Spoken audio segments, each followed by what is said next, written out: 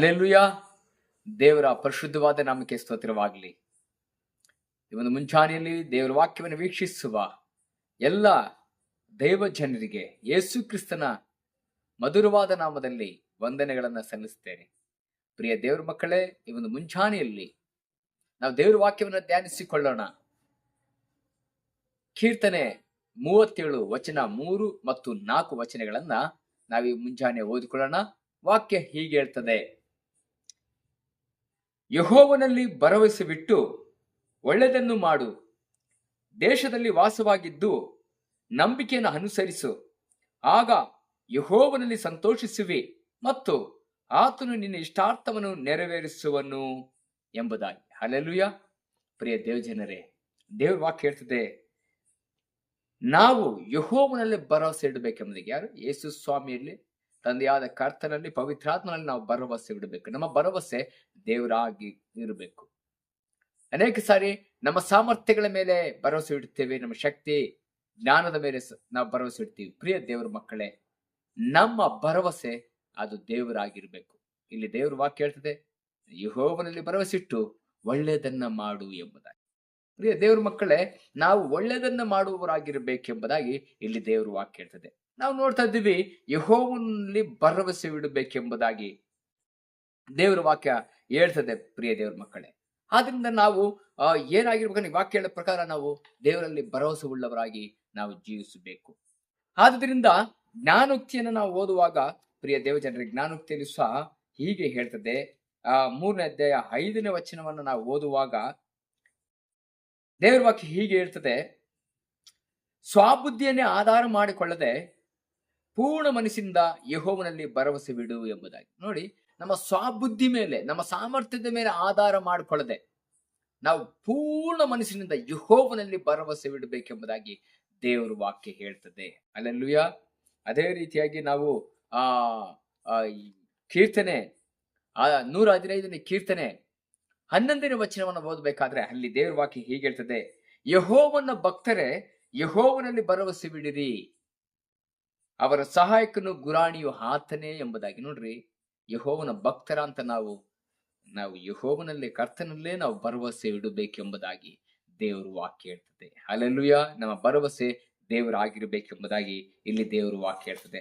ಆದ್ದರಿಂದಲೇ ದೇವರ ವಾಕ್ಯ ಹೇಳೋ ಪ್ರಕಾರವಾಗಿ ನಾವು ಯಾವಾಗ ದೇವರಲ್ಲಿ ಭರವಸೆ ಇಡ್ತೀವೋ ನಾವು ಒಳ್ಳೆಯದನ್ನ ಮಾಡುವಂತ ವ್ಯಕ್ತಿಗಳಾಗಿ, ಉತ್ತಮವಾದದನ್ನು ಮಾಡುವಂತ ವ್ಯಕ್ತಿಗಳಾಗಿರ್ತೀವಿ. ಒಂದು, ನಾವು ದೇವರಲ್ಲಿ ಭರವಸೆ ಇಡಬೇಕು. ಎರಡನೇದಾಗಿ ನಾವು ಒಳ್ಳೆಯದನ್ನ ಮಾಡುವವರಾಗಿರ್ಬೇಕು. ಪ್ರಿಯ ದೇವರ ಮಕ್ಕಳೇ, ಇಲ್ಲಿ ನಾವು ನೋಡ್ತಾ ಇದ್ದೀವಿ, ಖಂಡಿತವಾಗಿ ಕೀರ್ತನೆ 119:68 ಯೆಹೋವನು ಒಳ್ಳೆಯವನು, ಆತನ ಒಳ್ಳೆ ಕಾರ್ಯಗಳನ್ನು ಮಾಡ್ತಾನಂತೆ. ಖಂಡಿತವಾಗಿ ದೇವರ ಮಕ್ಕಳಂತ ನಾವು, ಆತನನ್ನು ಅನುಸರಿಸುವಂತ ನಾವು ಒಳ್ಳೆಯದನ್ನೇ ಮಾಡುವವರಾಗಿರ್ಬೇಕು. ಒಳ್ಳೆಯದನ್ನೇ ನಾವು ಮಾಡುವಂತ ವ್ಯಕ್ತಿಗಳಾಗಿ ನಾವು ಜೀವಿಸಬೇಕು. ಪ್ರಿಯ ದೇವಜನ, ನಾವು ಒಳ್ಳೆಯದು ಮಾಡೋದು ಮಾತ್ರವಲ್ಲ, ಮೂರನೇದಾಗಿ ನಾವು ನಂಬಿಕೆಯನ್ನ ಅನುಸರಿಸುವವರಾಗಿರ್ಬೇಕು. ನಾವು ನಂಬಿಕೆಯನ್ನ ಅನುಸರಿಸುವವರಾಗಿರ್ಬೇಕು ಎಂಬುದಾಗಿ ಇಲ್ಲಿ ದೇವರು ವಾಕ್ಯ ಹೇಳ್ತದೆ. ನಾವು ನಂಬಿಗಸ್ತರಾಗಿ ಕಾಣಿಸ್ಕೊಳ್ಬೇಕು. ದೇವರ ಮೇಲೆ ನಂಬಿಕೆ ಇಡಬೇಕು. ಭರವಸೆ ಇಡೋದು ಮಾತ್ರವಲ್ಲ, ನಾವು ನಂಬಿಕೆಯನ್ನ ನಾವು ಅನುಸರಿಸುವಂತ ವ್ಯಕ್ತಿಗಳಾಗಬೇಕು. ಅಬ್ರಾಹ್ಮನು ಸಹ ನಂಬಿಕೆಯನ್ನ ಅನುಸರಿಸಿದನು. ದೇವರ ಮೇಲೆ ನಂಬಿಕೆ ಇಟ್ಟನು. ಆ ನಂಬಿಕೆಯನ್ನು ನೀತಿವಂತನನ್ನಾಗಿ ಮಾಡಿತು. ಆ ನೀತಿವಂತನನ್ನಾಗಿ ಮಾಡಿದ ಕಾರಣವಾಗಿ ದೇವರು ಅವನನ್ನ ಆಶೀರ್ವದಿಸಿ ಎಲ್ಲಾ ಜನಗಳಿಂದ ಉನ್ನತವಾದ ಜನಾಂಗವನ್ನಾಗಿ ಅವನ ಮುಖಾಂತರ, ಅವನ ಸಂತತಿ ಮುಖಾಂತರವಾಗಿ ತಂದನು ಎಂಬುದಾಗಿ ನಾವು ನೋಡ್ತಾ ಇದ್ದೀವಿ. ಆದ್ರಿಂದ ಸಹ ದೇವರ ವಾಕ್ಯ ಹೇಳ್ತದೆ, ಜ್ಞಾನೋಕ್ತಿ 28ನೇ ಅಧ್ಯಾಯ 20ನೇ ವಚನದಲ್ಲಿ ನಾವು ಓದಬೇಕಾದ್ರೆ ನಂಬಿಗಸ್ತನು ಆಶೀರ್ವಾದ ಪೂರ್ಣನು ಎಂಬುದಾಗಿ. ಖಂಡಿತವಾಗಿ ನಾವು ನಂಬಿಗಸ್ತರಾಗಿ ಜೀವಿಸುವುದಾದರೆ ನಾವು ಆಶೀರ್ವಾದ ಪೂರ್ಣರು, ಆಶೀರ್ವಾದ ಮೇಲೆ ಆಶೀರ್ವಾದ ನಮಗೆ ಬರುತ್ತೆ ಎಂದು ನೋಡ್ತೀವಿ. ಆಮೇಲೆ 4ನೇದಾಗಿ ನೋಡಬೇಕಾದ್ರೆ, ಯಾವಾಗ ನಾವು ನಂಬಿಗಸ್ತರಾಗಿ ನಾವು ಜೀವಿಸ್ತೀವೋ ಆವಾಗ ದೇವರಲ್ಲಿ ನಾವು ಸಂತೋಷಿಸುವವರಾಗಿರ್ತೇವೆ, ಕರ್ತನಲ್ಲಿ ಸಂತೋಷಿಸುವವರಾಗಿರ್ತೇವೆ, ಆತನ ಉಲ್ಲಾಸಿಸುವವರಾಗಿರ್ತೇವೆ, ಆನಂದಿಸುವವರಾಗಿರ್ತೇವೆ. ಅದಕ್ಕೆ ಫಿಲಿಪ 4ನೇ ಅಧ್ಯಾಯ 4ನೇ ವಚನ ಹೇಳ್ತದೆ, ಯಾವಾಗಲೂ ಕರ್ತನಲ್ಲಿ ಸಂತೋಷಿಸಿರಿ, ಸಂತೋಷ ಪಡಿರಿ ಎಂಬುದಾಗಿ ದೇವರ ವಾಕ್ಯ ಹೇಳ್ತದೆ. ಪ್ರಿಯ ದೇವರ ಮಕ್ಕಳೇ, ಅದೇ ಏಷಾಯಕ್ಕೆ ನಾವು ಬರ್ಬೇಕಾದ್ರೆ 61ನೇ ಅಧ್ಯಾಯ 10ನೇ ವಚನಕ್ಕೆ ಬರ್ಬೇಕಾದ್ರೆ ಅಲ್ಲಿ ಹೇಳ್ತದೆ, ನಾನು ಯೆಹೋವನಲ್ಲಿ ಪರಮಾನಂದ ಪಡುವೆನು, ನನ್ನ ಆತ್ಮವು ನನ್ನ ದೇವರಲ್ಲಿ ಹಿಗ್ಗುವುದನ್ನು. ನೋಡಿ, ನಾವು ದೇವರಲ್ಲಿ ಪರಮಾನಂದ ಪಡ್ತೀವಿ. ಯಾವಾಗ ಅಂತ ಹೇಳಿದ್ರೆ ನಾವು ಯೆಹೋವನಲ್ಲಿ ಸಂತೋಷಿಸುವಾಗ ಪರಮಾನಂದ. ಹಲ್ಲೆಲೂಯಾ. ಮಾತ್ರವಲ್ಲ, ದೇವರ ನನ್ನ ಆತ್ಮವು ಏನಾಗಿದೆ ಅಂತ ಹೇಳಿದ್ರೆ ದೇವರಲ್ಲಿ ಹಿಗ್ಗುತ್ತೆ. ಯಾವಾಗ ಸಂತೋಷ ಪಡ್ತದೆ ಅವಾಗ ನಮ್ಮಲ್ಲಿ ಖುಷಿ ಬರ್ತದೆ, ನಮ್ಮಲ್ಲಿ ಇನ್ನೂ ನಾವು ಸಂತೋಷವಾಗಿ ಹಿಗ್ಗುತ್ತೇವೆ ಎಂಬುದಾಗಿ ನಾವು ನೋಡ್ತಾ ಇದ್ದೀವಿ.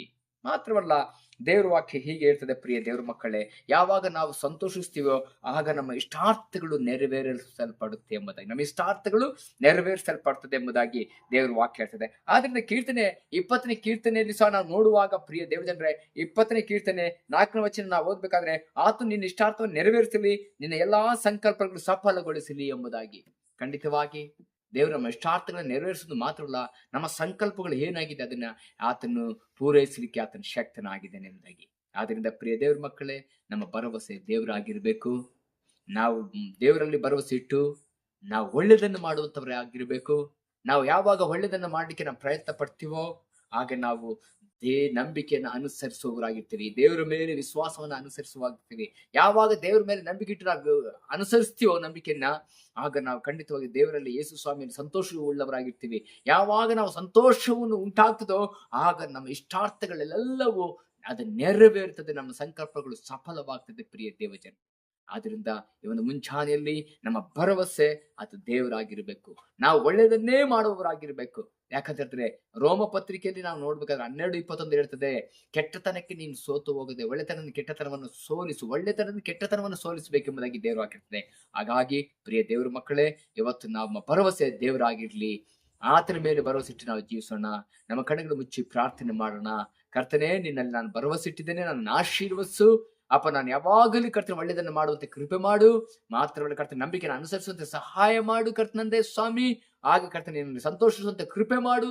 ಮಾತ್ರವಲ್ಲ ಕರ್ತನಂದೇ ಸ್ವಾಮಿ, ನಮ್ಮ ಇಷ್ಟಾರ್ಥಗಳನ್ನು ನೆರವೇರಿಸಿ ಎಂಬುದಾಗಿ ನಾವು ಪ್ರಾರ್ಥನೆ ಮಾಡಿ ಕೇಳೋದು. ಪ್ರತಿಯೊಬ್ಬೊಬ್ಬರನ್ನು ಆಶ್ರಯಿಸು. ಈ ಆಶೀರ್ವಾದವು ಇವರ ಜೀವನದಲ್ಲಿ ನೆರವೇರಲಿ, ಅದ್ಭುತ ಮಾಡಿ ಎಂಬುದಾಗಿ ಯೇಸು ಕ್ರಿಸ್ತನ ನಾಮದಲ್ಲಿ ಬೇಡಿದ್ದೇವೆ ತಂದೆ. Amen, amen. God bless you. ದೇವರು ನಿಮ್ಮನ್ನು ಆಶೀರ್ವದಿಸಲಿ.